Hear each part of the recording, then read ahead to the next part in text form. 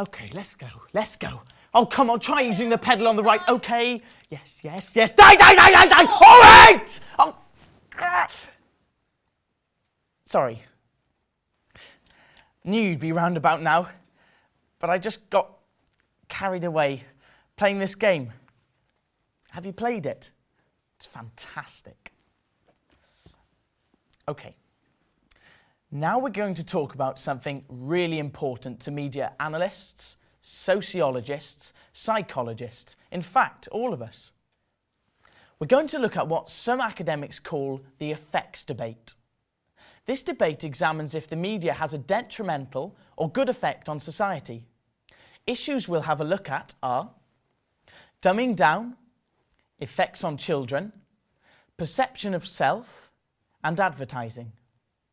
While discussing these issues, we will also talk about some of the hotly debated audience theories: the hypodermic syringe, the cultivation theory, the two-step flow, and the uses and gratifications model. Our media consumption is huge. I know I don't have to tell you this. Most of you will probably have a PlayStation, a television, internet access, mobile telephone, an iPod. And that's just to name some of the media you use every day. The influence of the media has always been debated. David McQueen points out that the earliest record of this was in Shakespeare's day, when the content of plays and location of theatres was strictly controlled. One of the most disturbing influences usually referred to was the attempted manipulation of the media by Hitler in Germany and Stalin in Russia in the form of propaganda. This was used before and during the war and was in the form of films, radio, and posters. The media was used to sell Nazi ideology to the German people through leaflets like these. Let's look at one of the first issues, dumbing down. The former BBC chief, John Birt, has expressed concerns about the type of national culture television is creating.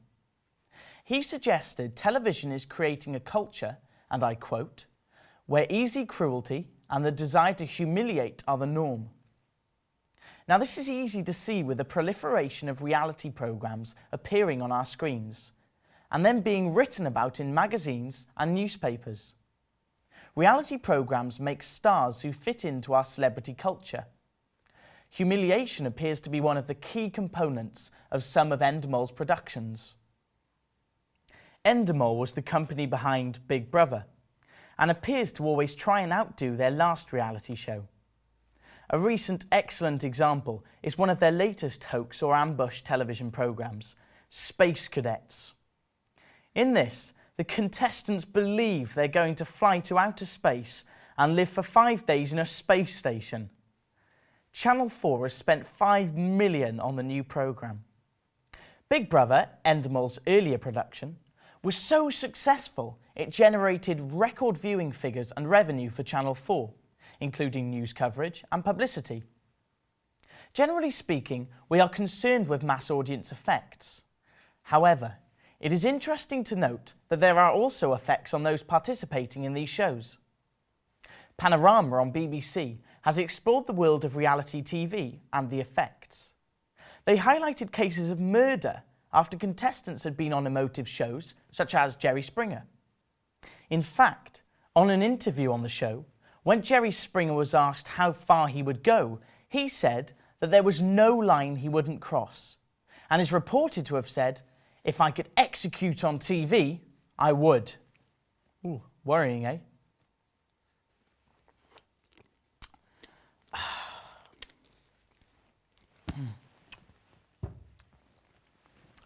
What about children?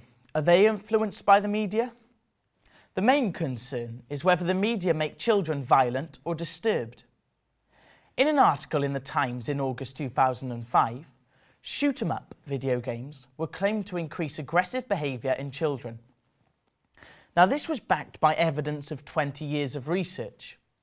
Dr. Kiefer and Jessica Nicol, who conducted the research, stated young people who played violent video games showed an increase in aggressive behaviour afterwards, even if just for a short time.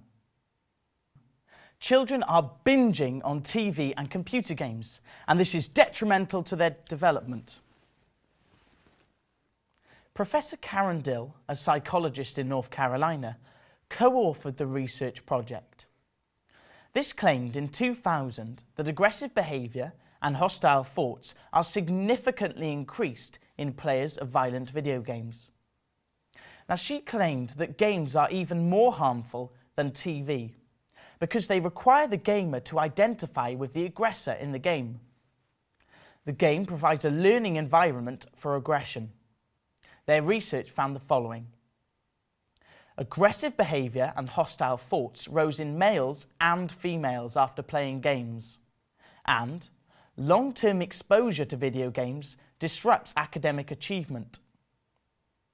A year before this study was published, 2 teenagers, Dylan Clairbold and Eric Harris, shot dead 12 classmates and a teacher in the Columbine High School in Colorado. They then killed themselves.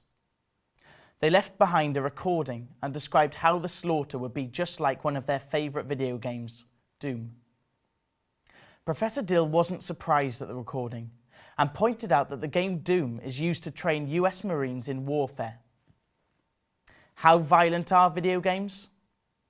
Let's have a look at the game The Getaway. This game is a gangster genre set in London. It has the narrative style of popular British gangster films such as Snatch and Layer Cake. In the first part of the game, you play Mark Hammond, a man who has recently ended a criminal career to live with his wife and young son. Unfortunately, a bungled kidnap of his wife and child leads to his wife getting gunned down. He has to work for crime kingpin Charlie Jolson to get his son back. About halfway through the game, you switch to the parallel storyline of DC Frank Carter and play as him. It's a shooting and stealing cars game. The good points are its accurate representation of London's road systems. It is extremely challenging with good voice acting and an intriguing storyline. Because of the use of cinema codes and conventions, it has a cinematic feel to it. The bad points. There is an overuse of swear words and strong language.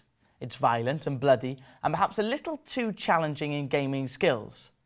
This could lead to frustration. The representation of women is that they are only for the pleasure of men. They are shown in places such as strip clubs. Even the female assassin runs round in a tight-fitting catsuit.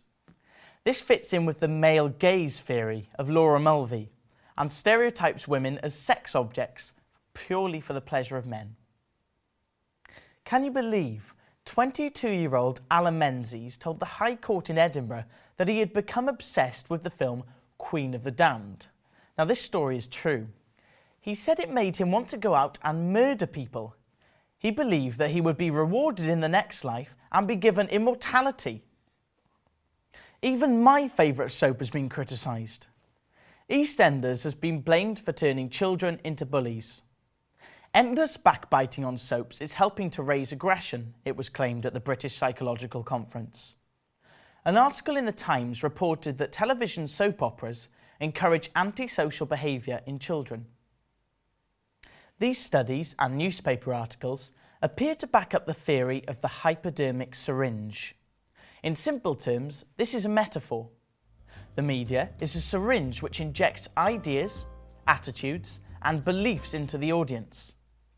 The audience is passive and as such cannot help but be influenced. So, for example, we have been talking about violent PlayStation games. According to this theory, if you play a violent video game, then without thinking, you become violent. You want to do the same as the aggressor in the game or television programme. Now, this theory has been criticised for not taking into account individuality. The theory is just too simplistic. The cultivation theory has been suggested. Although being exposed to any one text doesn't make us violent, we do become desensitised to it. According to this theory, years of exposure to violent media actually makes us immune to its effects, but does make us accept certain things. For example, the first Live Aid was really shocking, showing pictures that moved the world. Now, pictures of starving people do not shock us quite as much because we see them so often. The two-step flow theory suggests that we are not directly influenced by the media, but by discussion of the experience with others. The opinion leader of the discussion will be the main influence of our interpretation or the meaning of the text. So the meaning is mediated by those we associate with. Okay, so is the media influential in relation to our perception of ourselves? The media has been blamed for the growth of eating disorders in society. First of all, 50% of women and girls read a magazine each week. Let's just have a look at this. Bella magazine. From chocoholic to shopaholic. You don't want to look too big. Here we have Cosmopolitan. Get into that party dress in 7 days. Can shopping save you from surgery? The stylist's no knives guide to looking slimmer. You have to look slim.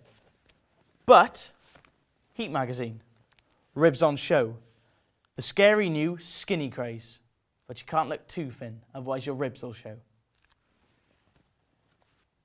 The British Medical Association reported the following.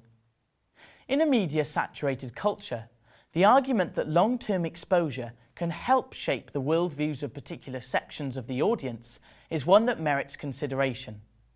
However, the extent to which the media contribute to the personal identity remains unclear and is subject to continuing academic debate.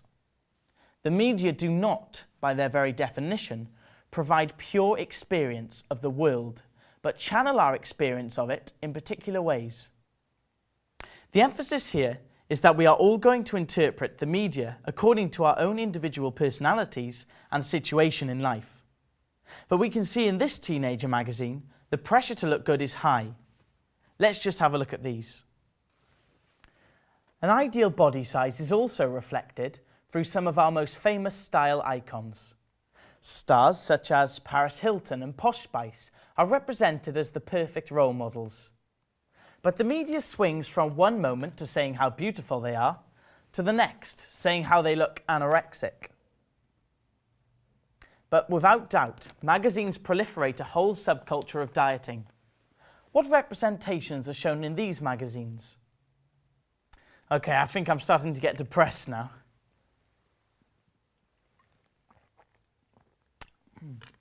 I mean, is there anything good about the media? Right. I'm going to cheer up now and talk about the effect of advertising. That can't be all bad, can it? Did you know that 69% of 3-year-olds know the golden arches of McDonald's? In Britain in 2003, almost 9% of 6-year-olds and 15% of 15-year-olds were classified as obese. Research compiled for the Food Standards Agency concluded that advertising, in fact, does have an effect on their preferences, purchase behaviour and consumption.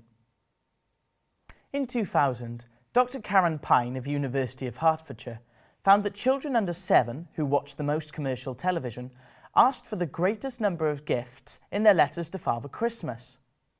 This was then compared to children's lists from Sweden, where advertising targeted at children is banned. Swedish children asked for a lot less. The advertising business is also called the persuasion industry, and so the whole idea is for the media to affect the consumer. An excellent example of its success in targeting children is the sales of Sunny Delight. The drink Sunny Delight appeared out of nowhere and became the UK's third best-selling drink in a very short time. The advertising technique used was pester power. Sponsorship for schools and sports equipment, along with advertising targeted at children, was used. Parents thought it was healthier than fizzy drinks on the market because it contained vitamins. Because of the amount of children's advertising, parents are constantly pestered for goods the children see on television. The uses and gratifications theory. At last, something cheerful. Bit doom and gloom, all this media study stuff? Not really. This theory suggests that we're not all puppets. We all use the media in our own different ways. We make choices And don't just treat the media like some mindless entertainment. We get something from it. So, we use the media to get information, answers to questions, and discuss issues. McQuail, Bloomler, and Brown defined 4 main areas that the media gratify. Diversion, an escape from reality, our problems, or emotional release. Personal relationships, companionship, make us feel part of a community. For example, soaps. Some people find that they can associate with some of the issues brought up in this type of programme. Personal identity, exploring or reinforcing our values, our ideologies. And surveillance, the need to know what is happening in the world. So this means a more active role for the viewer, rather than the passive one suggested by the hypodermic syringe theory. Still not sure if the media influences you? Tell me, would you like a sip of Coke?